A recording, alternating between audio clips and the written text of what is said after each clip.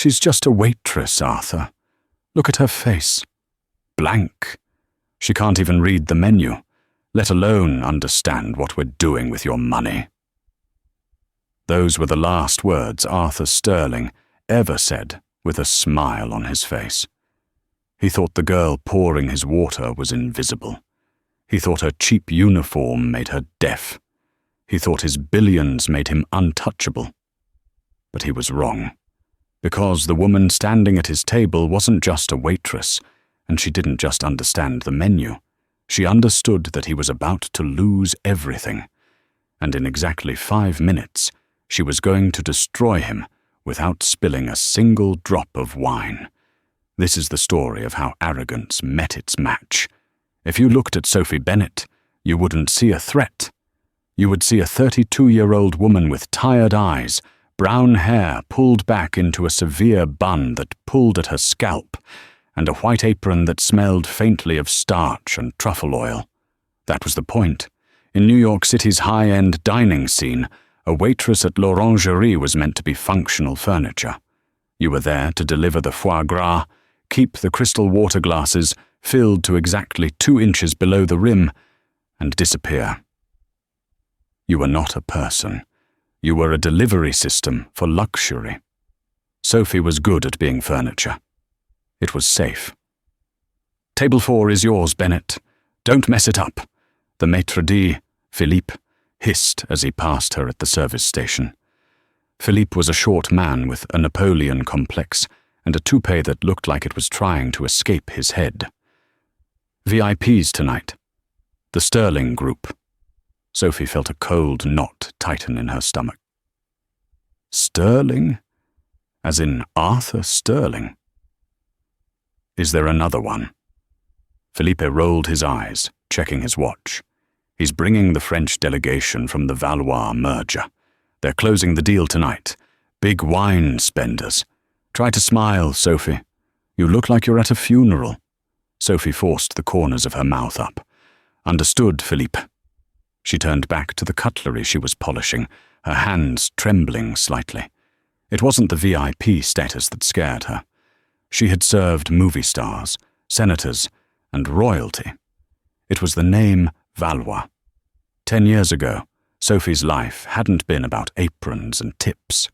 10 years ago, she had been Sophie van der Hoven, daughter of a diplomatic envoy stationed in Lyon. She had spent her summers in Provence and her winters in the Alps. She had attended the Sorbonne. She had lived a life where she was the one sitting at table 4, ordering the confusing wine without looking at the price. But that life had evaporated overnight when her father's scandal broke. Embezzlement, a framed narrative, a suicide that the papers called an admission of guilt. The assets were frozen, the friends disappeared, and Sophie and her sick mother were left with nothing but a suitcase of clothes and a heavy shroud of shame. She had changed her name. She had moved to Queens. She had taken a job where no one asked questions as long as you showed up on time. "Table 4 is sat," Philippe snapped, snapping his fingers in front of her face. "Water. Now." Sophie took a deep breath. She grabbed the silver pitcher. "Just be the furniture," she told herself. "You are invisible. You are Sophie Bennett, the waitress who needs this shift to pay for Mom's dialysis. You are nobody." She walked out onto the floor of l'Orangerie. The restaurant was a cathedral of excess. Gold leaf ceilings, velvet banquettes, and the low, murmuring hum of money-changing hands. In the center of the room, at the prime power table, sat 3 men. Facing the door was Arthur Sterling. He looked exactly like he did on the cover of Forbes, aggressive jawline, a suit that cost more than Sophie's annual rent, and eyes that scanned the room like a predator looking for a wounded gazelle. He was loud, taking up space, laughing at his own jokes. To his left and right sat 2 older men. They were sharper, quieter. They wore European cuts, darker suits. One of them, a man with silver hair and a scar above his eyebrow, was Jean-Luc Valois. Sophie's heart hammered against her ribs. She recognized him. Not personally. He wouldn't remember the teenage daughter of a disgraced diplomat from a decade ago. But she knew the reputation. Jean-Luc was a shark in the Parisian banking world. He didn't merge with companies, he devoured them. She approached the table, keeping her eyes lowered. "Gentlemen," she said, her voice soft, practiced. "Water?" Arthur Sterling didn't even look at her. He waved a hand dismissively while continuing his story. "So I told the SEC, if you want to audit me, bring a bigger team, and they did." He laughed, a booming, obnoxious sound. The two Frenchmen offered polite, tight-lipped smiles. Sophie poured the water. Her hand was steady, despite the adrenaline flooding her veins. As she moved to Jean-Luc's glass, the Frenchman leaned in toward his compatriot, the younger Pierre. "Le blaireau ne se doute de rien," Jean-Luc muttered rapidly in French. "The badger suspects nothing." Pierre smirked, picking up his napkin. "Il pense qu'il achète l'entreprise. Il achète nos dettes." He thinks he is buying the company. He is buying our debts. Sophie froze. The water stream wavered for a fraction of a second before she corrected it. Arthur Sterling, oblivious to the French conversation, slapped the table. "Great to have you boys here. Tonight we celebrate. The acquisition of Valois Tech is going to be the jewel in the Sterling crown." Jean-Luc switched instantly to heavily accented English. "But of course, Arthur, we are, how you say, honored to join the family." Sophie finished pouring and stepped back, clutching the pitcher against her apron. She felt sick. She knew exactly what was happening. They were using a classic shell company dump. They were selling Sterling a failing asset, loading it with their toxic debt, and he was too arrogant to see it. She should walk away. It wasn't her business.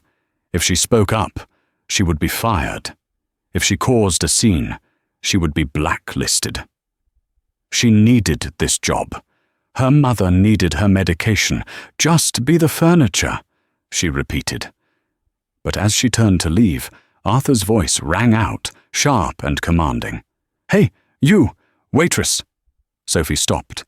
She turned slowly. "Yes, sir?" Arthur gestured to the menu, as if it were a piece of trash. "This menu, it's all in French. No English subtitles." "It is a traditional French menu, sir," Sophie said quietly. "The chef prefers—" "I don't care what the chef prefers," Arthur snapped, winking at Jean-Luc to show who was in charge. "I want to know what I'm eating. Translate this for me, and be quick about it. I'm starving." This was the test. Not a test of her French. He didn't expect her to know it. But a test of her submission. He wanted to see her struggle. He wanted to watch the help stumble over complex pronunciations so he could feel superior. Sophie walked back to the table. She looked down at the leather-bound menu. "Of course, sir," she said. The air at table 4 was thick with cologne and condescension. Sophie stood by Arthur's shoulder, holding her notepad, acutely aware of the eyes on her. Arthur Sterling leaned back, spreading his arms along the velvet booth, exposing a watch that glinted under the chandelier light. "Well, go on. What is the poulard de Bresse en vessie?" He butchered the pronunciation so badly it sounded like he was choking. "It is a breast chicken, sir," Sophie explained, her voice neutral. "Steamed inside a pig's bladder to retain the moisture and truffle aromatics. It is served with a vin jaune sauce." Arthur wrinkled his nose. "Bladder? Disgusting. Sounds like peasant food." Jean-Luc and Pierre exchanged a look of pure, unadulterated contempt. "Regarde-le," Pierre murmured in French, picking up his bread roll. "Un vrai paysan avec de l'argent. Il ne sait même pas ce qu'est la haute cuisine." Look at him, a real peasant with money. He doesn't even know what haute cuisine is. Jean-Luc chuckled softly, masking it as a cough. Laisse-le parler. Plus il parle, moins il lit le contrat. Let him talk. The more he talks, the less he reads the contract. Sophie's knuckles turned white on her notepad. They were speaking openly, right in front of her face, assuming that the peasant waitress was deaf to their language. It was the ultimate insult, not just to Arthur, but to her. They assumed she was too uneducated to understand the sophisticated insults they were hurling. "I'll skip the bladder chicken," Arthur announced loudly. "What about this? The riz de veau?" "Sweetbreads, sir," Sophie said. "Thymus gland of a calf. Pan-seared." "Glands? God, do the French eat anything normal?" Arthur laughed, looking for approval from his guests. "No offense, boys. I just like real meat. Give me the steak, the biggest one you have." "The côte de bœuf for 2, sir." "For 1, Arthur corrected. "I'm a growing boy. And bring me a bottle of your most expensive red. I don't care what it is, as long as it has a comma in the price." "Very good, sir." "And for the gentleman?" Jean-Luc looked at her, his eyes cold and dead, like a fish on ice. "I will have the sole meunière, and Pierre will have the duck, and bring us the Chateau Margaux, 1996. Arthur is paying after all." "Excellent choice," Sophie said. Wait, Arthur interrupted. "Is that wine good? I usually drink Napa cabs." "It is. Very structured, sir," Sophie said, fighting the urge to roll her eyes. "Fine, whatever. Just bring it. And chop chop." Arthur shooed her away with his hand. "We have business to discuss, and I don't want you hovering." Sophie retreated to the service station, her heart pounding. She punched the order into the computer, her fingers flying. "Trouble?" Philippe appeared at her elbow, looking anxious. "He's a nightmare," Sophie whispered. "But the French guests. Philippe, they're mocking him. To his face. In French." Philippe shrugged, adjusting his bow tie. "So, that is the nature of business. The rich eat the rich. We just serve the plates. Do not get involved, Bennett." "But they're talking about fraud," Sophie hissed. "They're talking about buying debt and hiding it in the merger." Philippe grabbed her arm, his grip tight. "Listen to me closely. You are a waitress. You are not a forensic accountant. You are not a savior. You need this paycheck. If you upset table 4, Arthur Sterling will have you fired, and then he will call every restaurant in Manhattan to make sure you never work again. Do you understand?" Sophie looked at Philippe's fearful eyes. She thought of her mother, sitting in the dialysis chair, the hum of the machine the only sound in the room. She thought of the stack of medical bills on her kitchen counter. "I understand," she said quietly. "Good. Now, the sommelier is busy. You decant the Margaux. Do it properly." Sophie went to the wine cellar. She pulled the bottle of 1996 Margaux. It was a legendary vintage, elegant, complex, full of history. It deserved to be drunk by someone who appreciated it, not a man who ordered it because of the price tag. She brought the decanter and the bottle to the table. As she approached, the conversation had shifted. The mood was heavier. "The contracts are ready for signing after dinner, Arthur," Jean-Luc was saying in English, his voice like silk. "The valuation is generous. We appreciate your faith in Valois Tech." "I have a nose for winners, Jean-Luc," Arthur grinned, loosening his tie. "I look at your books, and I see potential. I see synergy." Pierre leaned forward, smiling. "Il ne voit que ce qu'il veut voir," he said in French to Jean-Luc, casually, as if commenting on the weather. He only sees what he wants to see. "Le project Zénith est enterré à la page 40, Jean-Luc replied in French, smiling back at Arthur while he spoke. "D'ici qu'il le trouve, nous serons aux Bahamas. Project Zenith is buried on page 40. By the time he finds it, we will be in the Bahamas." Sophie froze mid-step. Project Zenith. She knew that name. It wasn't just a business term. Years ago, before her father's fall, she had heard him arguing on the phone about a Project Zenith. It was a code name for a specific type of offshore laundering scheme used by corrupt European conglomerates to hide toxic assets before a sale. It was illegal, it was devastating, and it was exactly what had been used to frame her father. The room seemed to tilt. This wasn't just about Arthur Sterling getting ripped off anymore. This was personal. These men, Jean-Luc Valois and his cronies, were playing the same game that had destroyed her family. Arthur looked up at her, annoyed.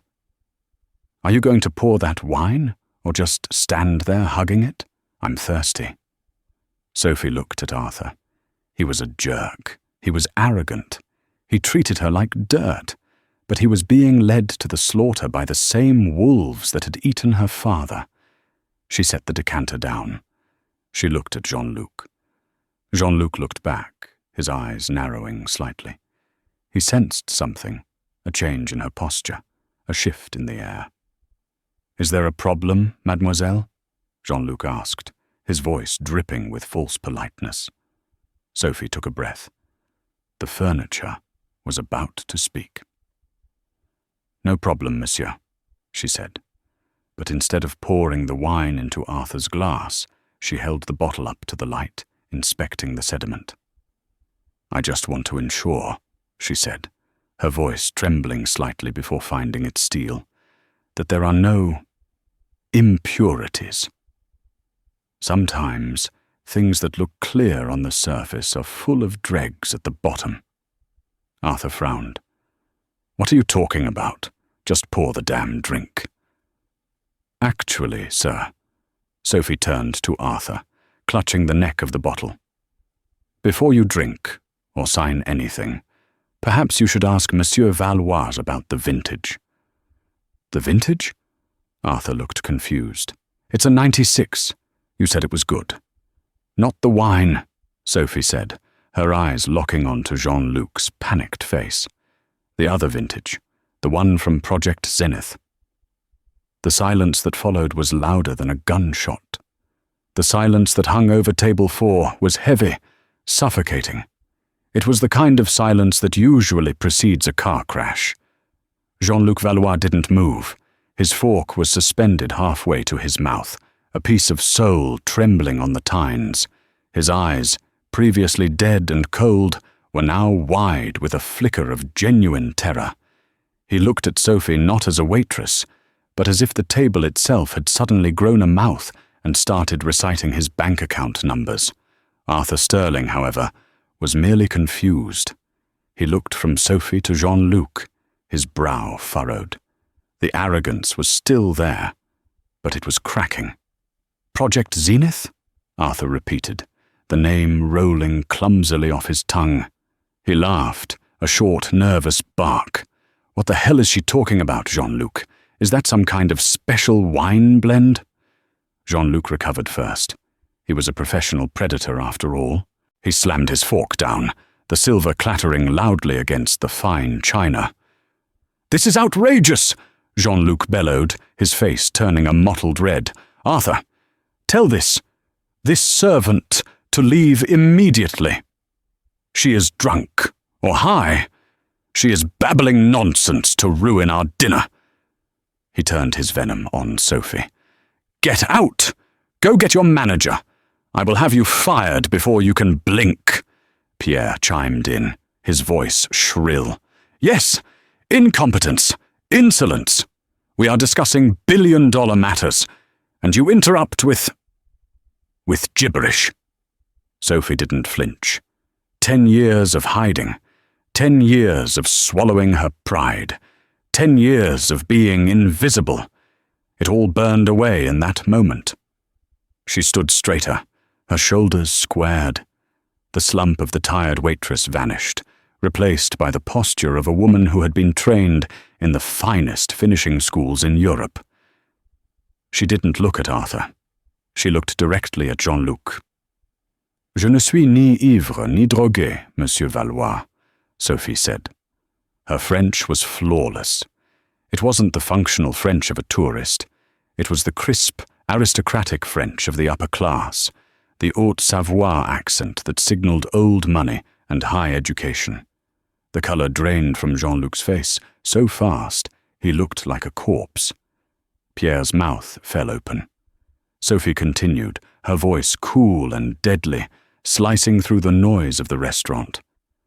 Mais je trouve curieux que vous parliez de gibberish quand il y a 2 minutes, vous expliquiez à votre collègue comment cacher les dettes toxiques dans la filiale offshore. I am neither drunk nor on drugs, Mr. Valois. But I find it curious you speak of gibberish when, 2 minutes ago, you were explaining to your colleague how to hide toxic debts in the offshore subsidiary. Arthur Sterling stared at her. His mouth was slightly agape. You speak French? Sophie turned to him slowly. Her eyes were hard.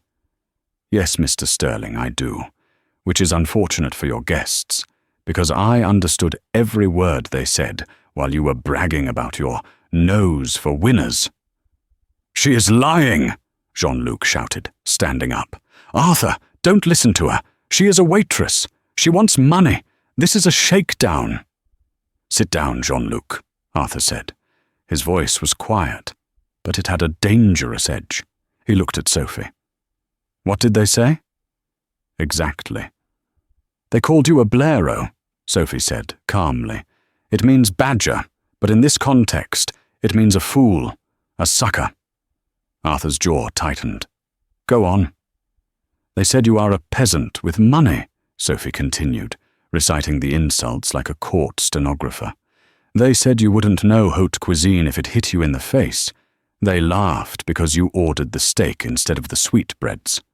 Arthur's face was turning a dangerous shade of purple.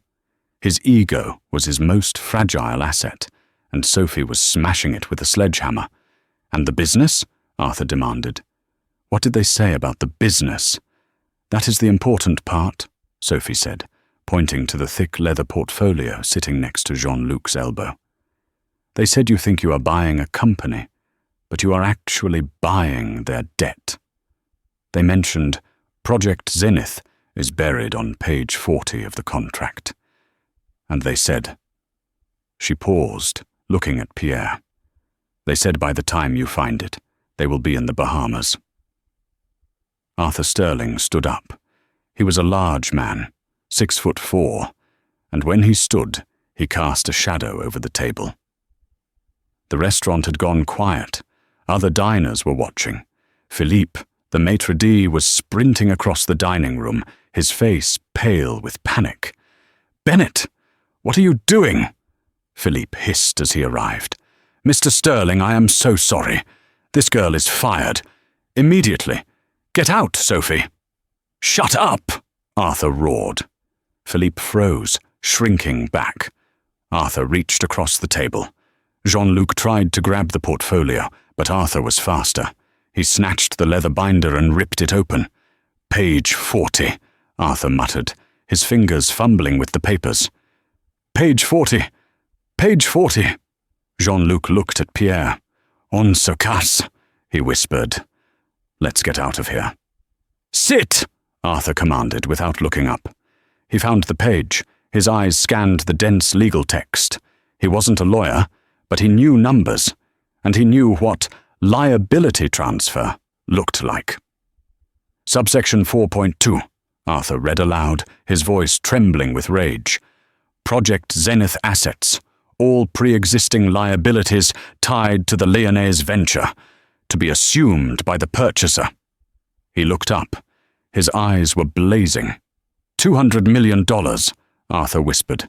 You buried $200 million of debt in a subsection about patent transfers. Jean-Luc straightened his jacket, trying to regain some shred of dignity. Arthur, it is standard corporate restructuring. You are overreacting. The girl, she has poisoned your mind. We can explain. Explain? Arthur laughed. But it wasn't a happy sound.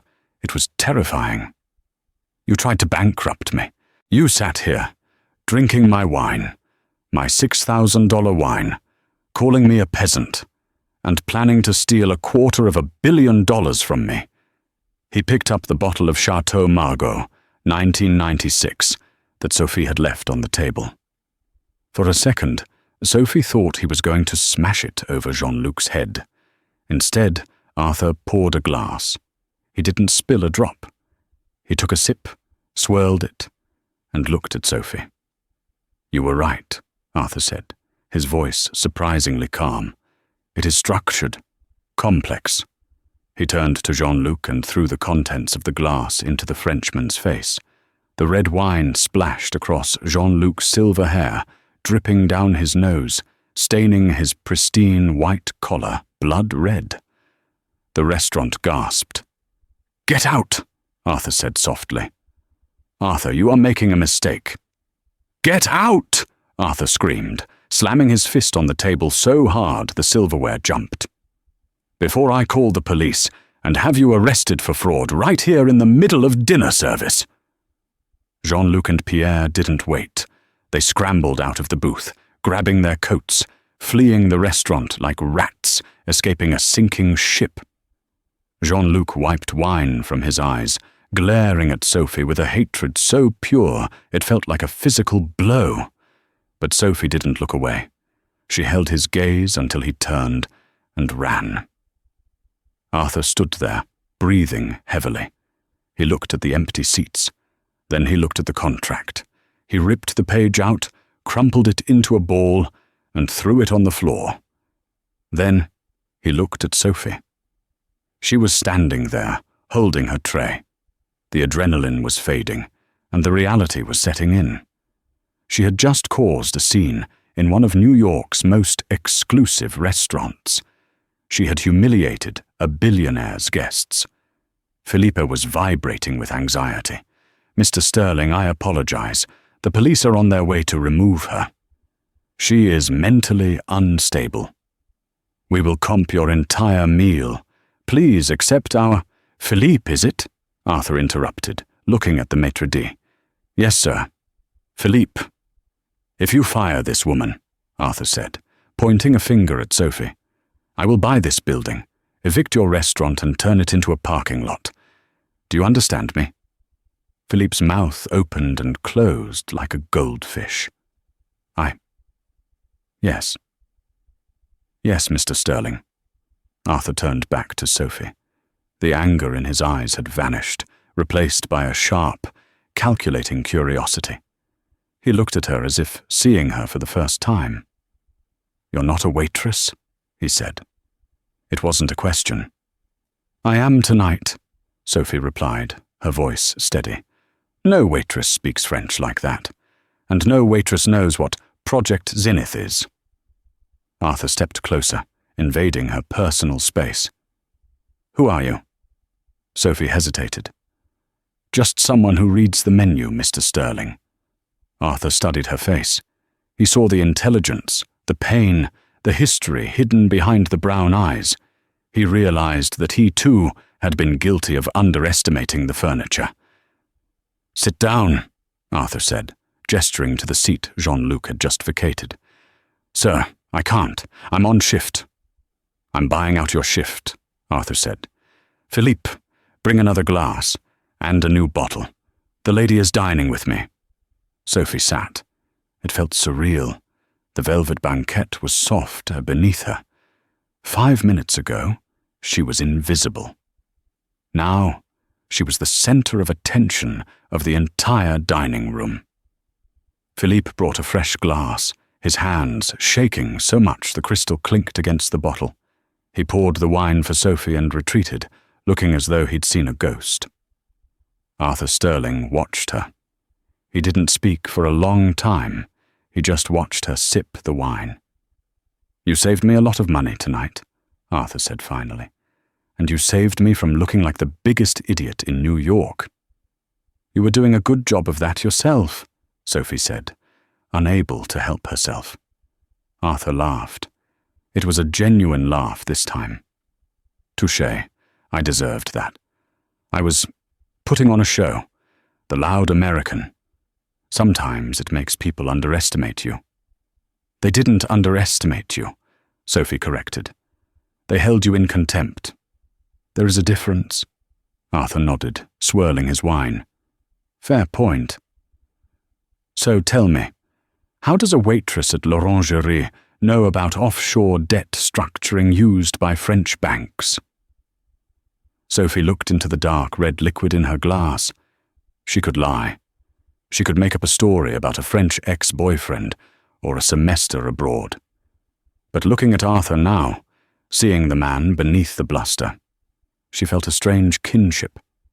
He was a shark, yes, but he had almost been eaten by the same monsters she knew.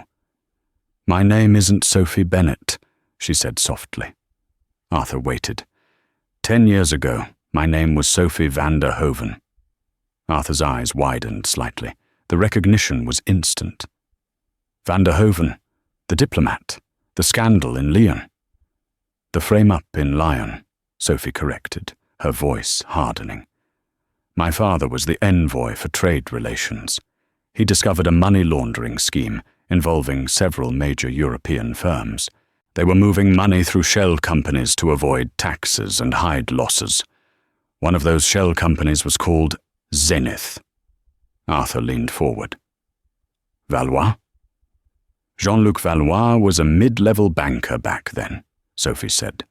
He was the architect. My father found the proof, but before he could go to the authorities, the money appeared in his personal accounts. Millions of euros. Planted. She took a deep breath, fighting the lump in her throat. The police raided our home at dawn. They dragged him out in handcuffs in front of the neighbors. The papers called him the thief of Lyon. He lost his job, his reputation, his friends. She looked up at Arthur. 2 months later, they found him in his cell. They said it was suicide. I know it was shame, or worse. The table was quiet. The ambient noise of the restaurant seemed miles away. I was 22, Sophie whispered. I was finishing my master's in economics at the Sorbonne. They froze our assets. My mother. She had a stroke from the shock. We lost everything. We came to America to disappear. I became Sophie Bennett. I started waiting tables to pay for Mum's care. And I learned to be invisible. Arthur stared at her. The loud, brash billionaire was gone. In his place was a man who understood the weight of a legacy. Valois, Arthur said, his voice low. That snake sat at my table, drank my wine, and tried to sell me the same poison he used to kill your father. He didn't know who I was, Sophie said. To him, I was just a uniform. Well, Arthur said, a dark glint entering his eyes. He knows now? Arthur reached into his jacket pocket and pulled out a sleek black phone. He placed it on the table. Sophie, Arthur said, you know their playbook. You know how they hide the money. You know the language. I do. I have a team of forensic accountants who are good, Arthur said. But they play by the rules. They look for what's supposed to be there. They don't know how to look for the ghosts. He pushed the phone toward her. I don't just want to cancel the deal, Arthur said. I want to bury them. I want to do to Jean-Luc Valois what he did to your father. I want to tear his empire down, brick by brick. But I can't do it alone. I need a guide. I need someone who can read the menu. Sophie looked at the phone. It was an invitation. It was a weapon. You want to hire me? Not as a waitress, Arthur said. As a consultant. A hostile takeover specialist. Double your current salary. Hell, triple it. I'll cover your mother's medical bills. All of them. Top specialists. Sophie's heart raced. This was dangerous. If she stepped back into this world, the world of high finance, of sharks and wolves, she would be exposing herself. Jean-Luc would find out who she really was. The people who destroyed her father might come for her. But then she thought of Jean-Luc's face as he wiped the wine from his eyes. She thought of her father, sitting in that cell, alone. She thought of 10 years of scrubbing dishes and swallowing insults. The furniture had been silent long enough. Sophie reached out and took the phone. "I don't want triple the salary," Sophie said. Arthur raised an eyebrow. "What do you want?" "I want 5% of whatever you recover from Valois when we destroy him," Sophie said. "And I want his head on a platter, metaphorically speaking." Arthur smiled. It was a wolf's smile. "You drive a hard bargain, Miss van der Hoven." "I learned from the worst," she replied. Arthur raised his glass. "To the hunt." Sophie clinked her glass against his. "To the hunt." As they drank, Sophie didn't notice the man standing in the shadows near the kitchen entrance. It wasn't Philippe. It was a man in a dark grey suit, speaking quietly into an earpiece, his eyes fixed on Sophie. He wasn't restaurant staff. He was security for the Valois group. Jean-Luc hadn't just run away. He had left a watcher, and the watcher had just seen everything. The transition from the clinking silverware of l'Orangerie to the sterile, silent war room of Sterling Enterprises took less than an hour. But for Sophie, it felt like crossing into a different dimension. It was 1:00 a.m. The city below was a grid of amber light, but up here on the 60th floor, the air was cold and smelled of ozone and stale coffee. Arthur Sterling had assembled his inner circle, his CFO, a frantic man named David, his chief legal counsel, a sharp-edged woman named Reynolds. And now, Sophie. Sophie was still wearing her waitress uniform, though she had removed the apron. The white button-down shirt was stiff, and the polyester black pants felt ridiculous against the Italian leather of the boardroom chairs. But no one was looking at her clothes anymore. They were looking at the whiteboard where she had been writing for the last 40 minutes. "It's a carousel scheme," Sophie explained, capping the marker. She pointed to a complex web of arrows she had drawn. "Valois isn't just hiding debt. He's creating fake revenue. See here. Valois Tech sells a patent to Shell Company A in the Cayman Islands for 10 million. Shell Company A sells it to Shell Company B in Luxembourg for 20 million. Shell Company B sells it back to a subsidiary of Valois Tech for 30 million. She turned to the room. Her eyes were tired but burning with intensity. On paper, it looks like the company is generating massive growth. In reality, it's the same money moving in a circle, inflating the valuation with every turn. And the debt incurred to buy the patent back. That's what they were burying in Project Zenith. That's what Arthur was about to buy. David, the CFO, wiped sweat from his forehead. My God. We missed it. We looked at the EBITDA. We looked at the cash flow. We didn't look at the origin of the IP transfers. Because you weren't supposed to, Sophie said. That's the genius of Jean-Luc Valois. He gives you numbers that look so good. Greed blinds you to the mechanics. Arthur was sitting at the head of the table, his tie undone, watching Sophie with a mix of admiration and fury. "So," Arthur rumbled, "if I had signed that contract tonight—" "You would have owned 300 million in debt," Sophie finished. "And the assets, the patents, would have been legally owned by Shell Company B, which Valois secretly controls. You would have bought an empty box." Reynolds, the lawyer, slammed a file shut. "We have enough to sue. We can pull out of the deal, file for fraud." "No," Arthur said. The room went silent. Arthur stood up and walked to the window, looking out at the city. "If we sue, he settles. He pays a fine. He scurries back to France and rebrands. He stays rich. And he does this to someone else." He turned back to Sophie. "You said you wanted his head on a platter." "I do," Sophie said. "Then we don't sue," Arthur said. "We steal the box. Sophie frowned. What do you mean? The patents, Arthur said, a wicked grin spreading across his face. The technology Valois Tech actually has. It's good. That's why I wanted to buy it. If the patents are currently held by Shell Company B in Luxembourg, and Valois thinks he's about to sell me the parent company, he's vulnerable. Sophie's mind raced. She saw the play instantly. It was aggressive. It was dangerous. It was exactly what her father would have warned her against. You want to trigger the liquidation clause, Sophie realized. Shell Company B is funded by short-term loans. If the merger with Sterling falls through, those loans get called in. Exactly, Arthur said. But we don't just let the merger fall through. We make him think it's still on until the very last second.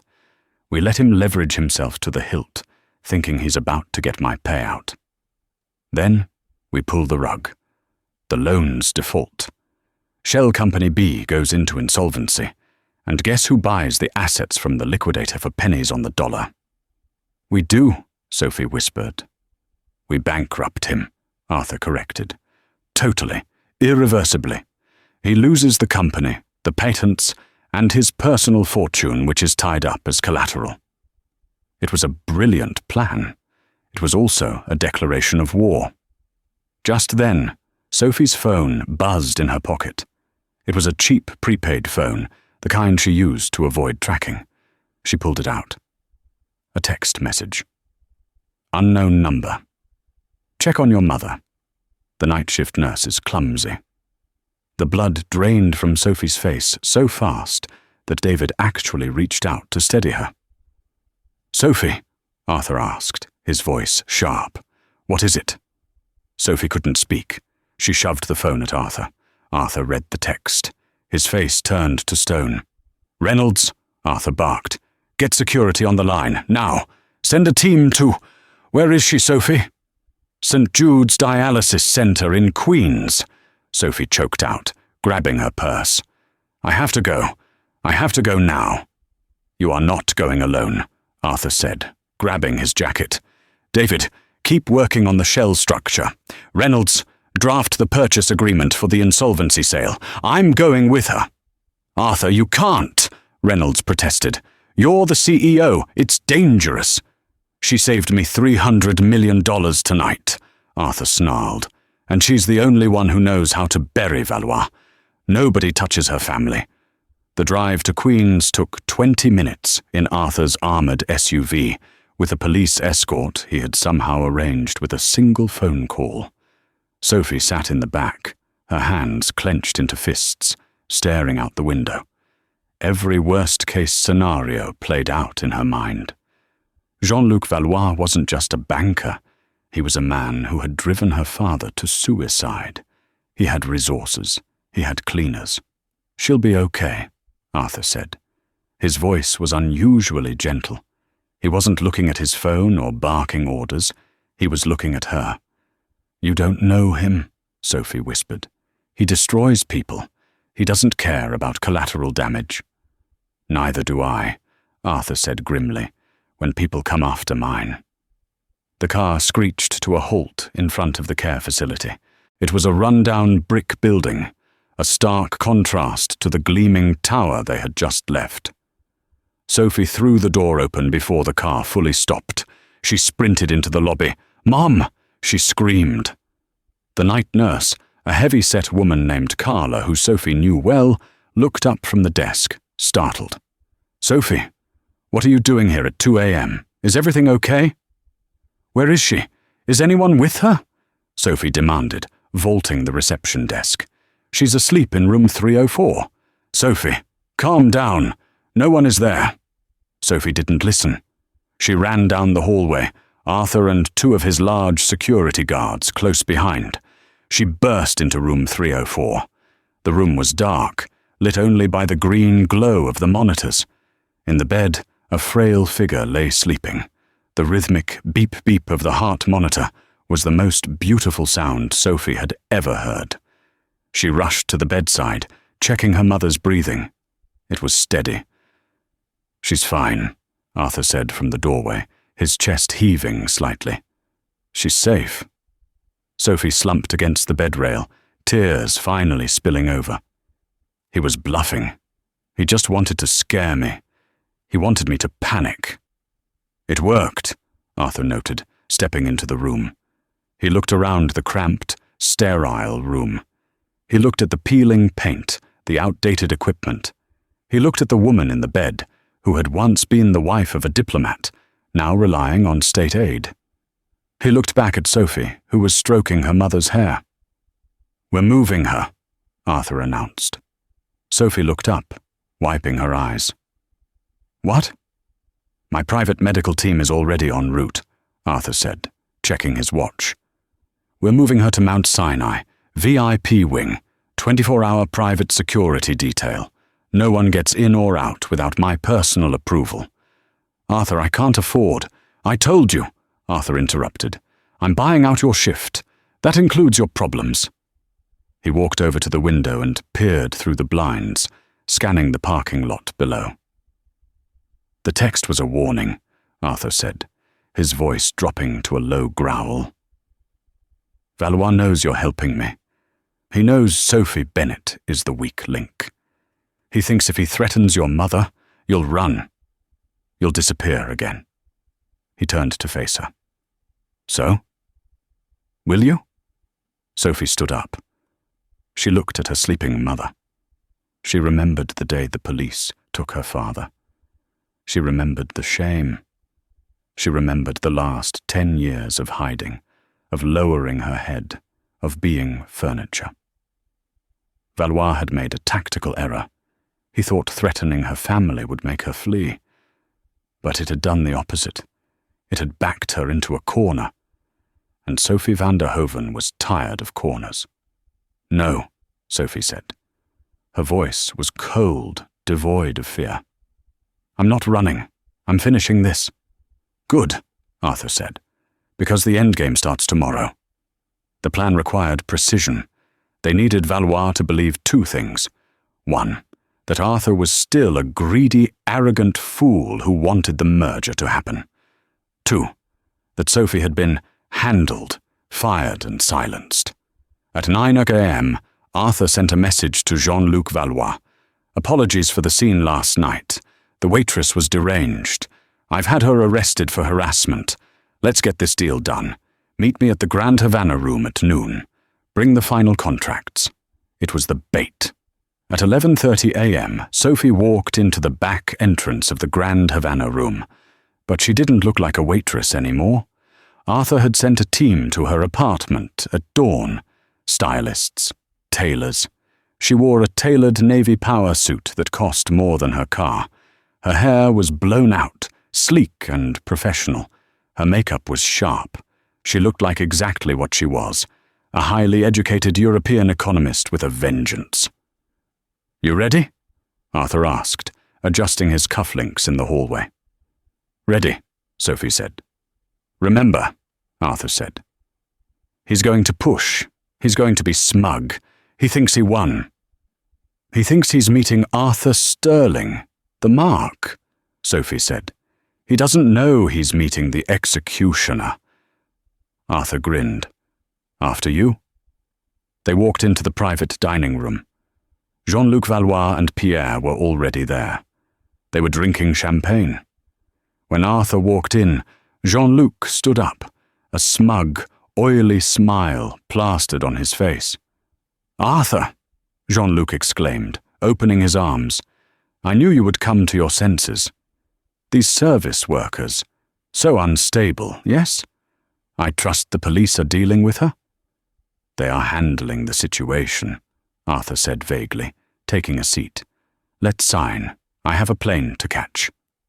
Of course," Jean-Luc signaled Pierre, who slid the documents across the table. "Everything is as discussed.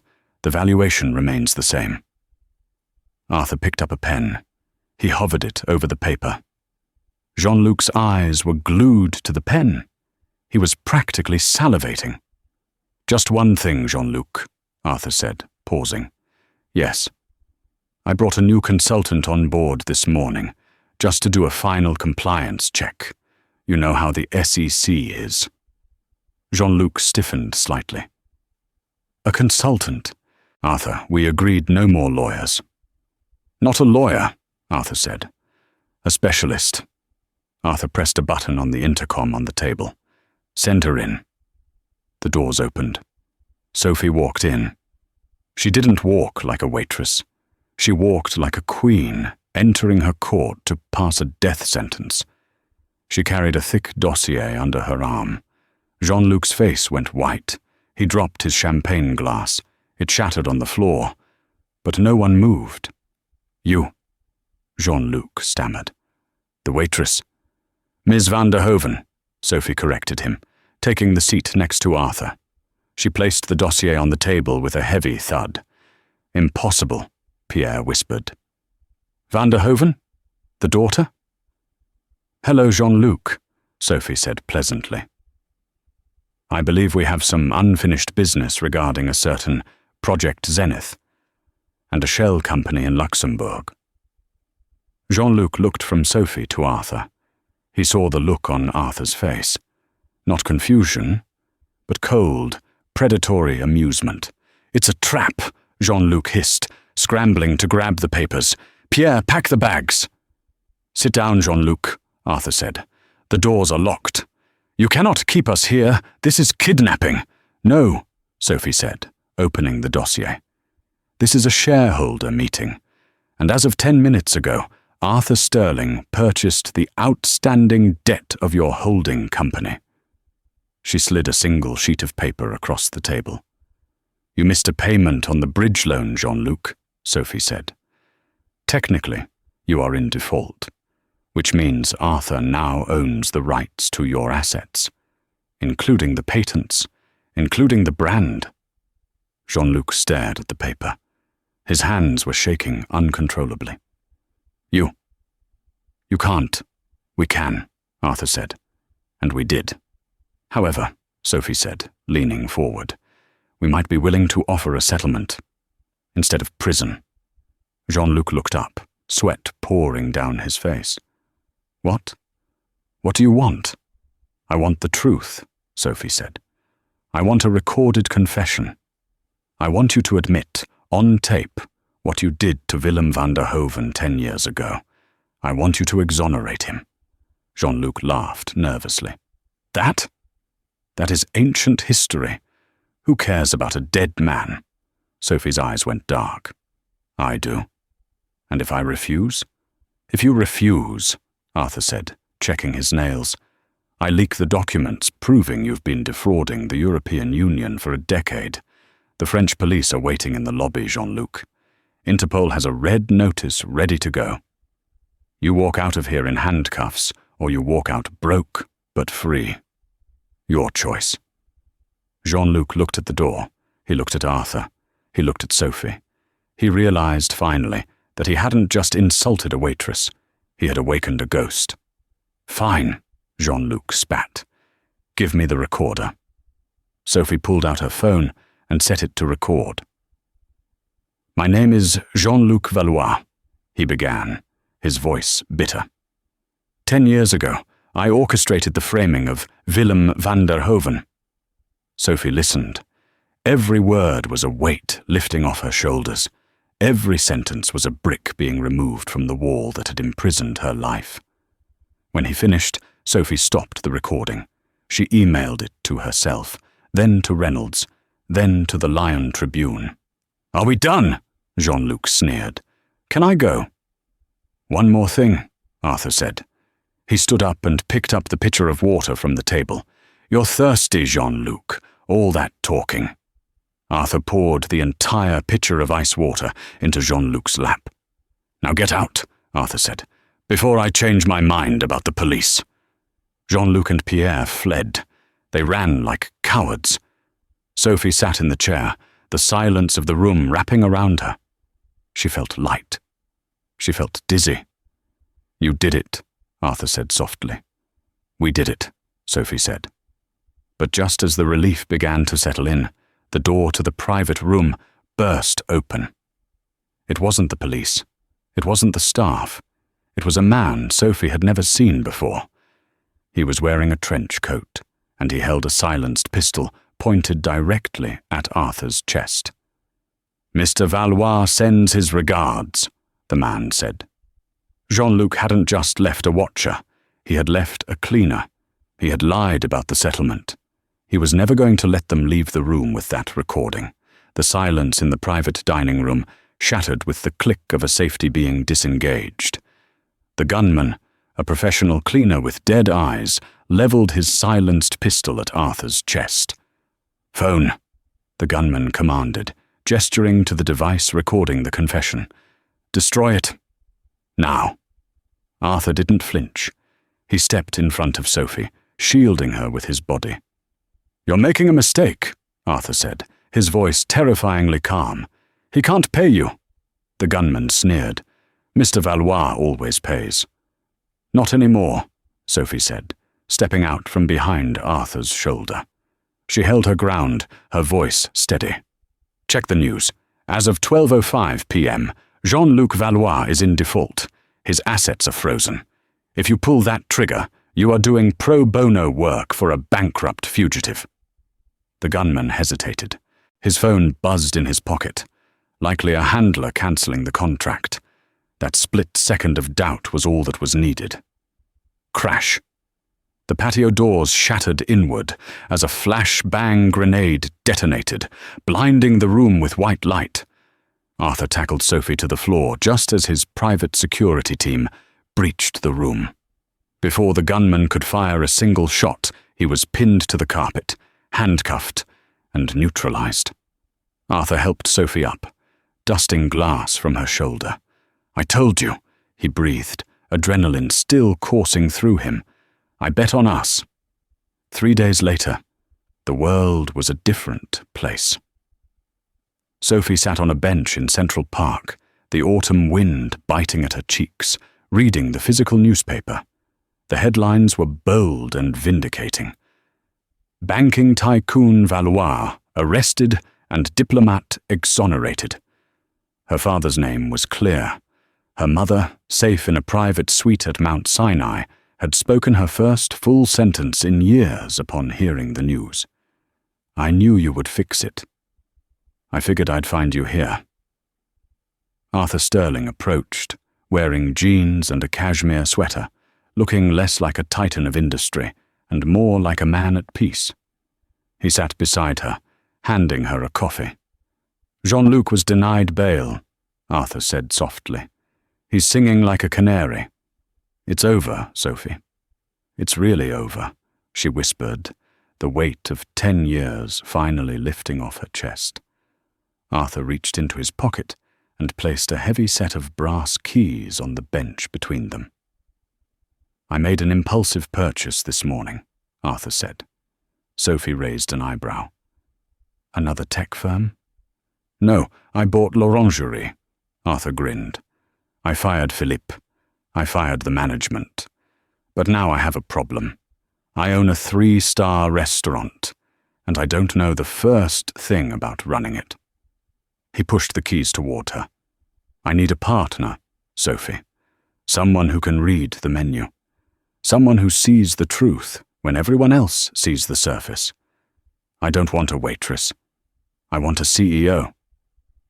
Sophie looked at the keys, then at the man who had seen her when the world looked right through her.